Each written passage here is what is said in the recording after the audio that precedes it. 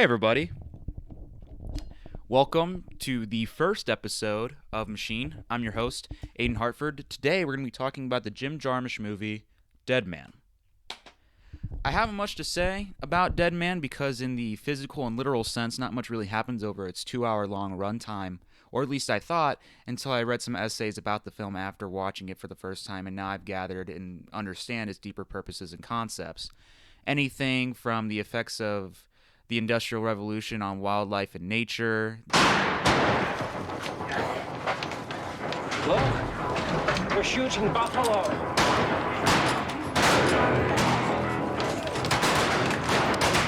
Government says killed 1 million of them last year alone. The film actually being about the main character, William Blake, journeying through some kind of purgatory while he's being hunted down by bounty hunters who want his name to hell. Wilson, you got any extra tobacco? Well, of course you wouldn't have any extra tobacco. How about you? Shit, you ain't even old enough to smoke. While Gary Farmer's character, Nobody, leads him to some kind of holy salvation through a boat on a river. Or maybe it's just more of a black and white type fixture about Gary Farmer's character, Nobody, and William Blake's misadventures through the West. And it's not to say that the film doesn't accomplish these themes or messages, but it does so in a frequently boring, inefficient, and borderline annoying manner, and all of which seems to me a symptom of overlooked repetitive motifs. Foremost are the fade-outs.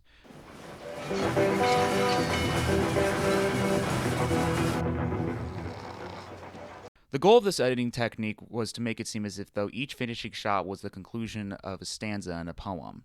While this is really imaginative and inventive, nevertheless, though, it fucking begins to really wear on a person after seeing it over and over, as with the beginning sequence.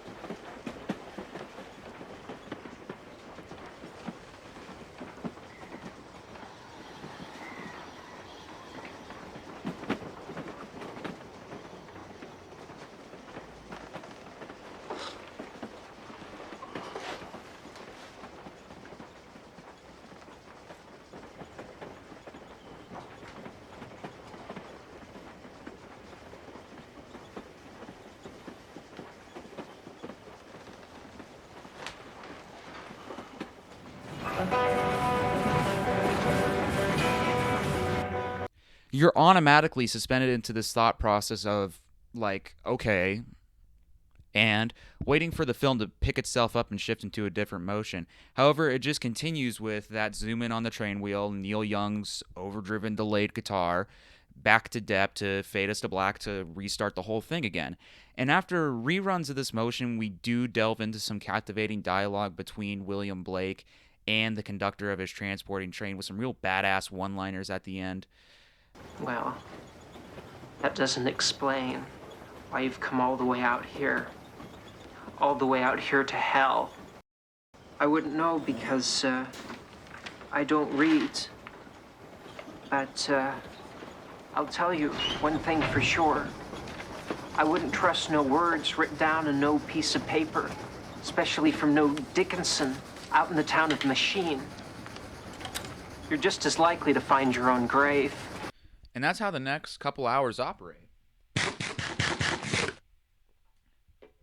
Very predictably. The same setup over and over and over. By the end of it all, you're so sick and infuriated by the sound of Neil Young's Les Paul impaling your ears, you just want to stomp on a pedal and delay him out of existence.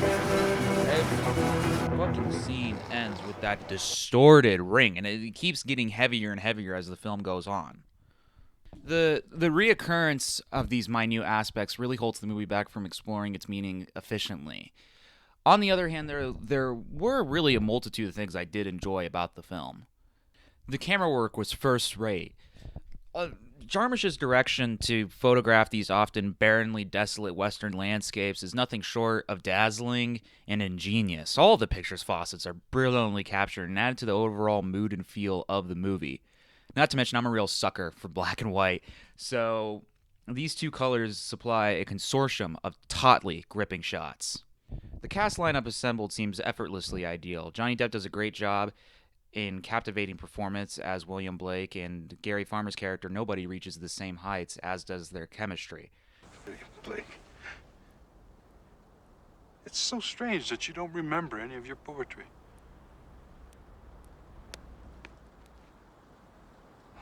I don't know anything about poetry. Oh, you're so modest. And everyone else involved in this production does a great job too at executing Jarmusch's deadpan humor. Fact. I saw him first. I don't give a shit who saw what and who did what or who did who. You had the last Philistine. This one's mine. If I want this one, I'll have him too, by God. Fine. What happens if I just shoot you then, eh? What do you think about that? You gonna shoot me? That's right, I'm gonna shoot you. Well, why don't you shoot me then, goddammit? I will. I'll shoot you right now. Come on, shoot me. I will. Well, quit talking about it and do it, by God. I will. There you go. Good God, I'm hit. Lord have mercy. Burns like hellfire. You son of a bitch. I'm gonna have... And just their overall individual performances. In closing, I certainly do think the film does explore and prompt productive discussion of its themes and messages, or what Jim Jarmusch was trying to achieve with this piece. However, they're still overshadowed by this constant overcast of camera and musical tropes and gawky pacing. It's a remarkable film, but it could have been executed far sharper.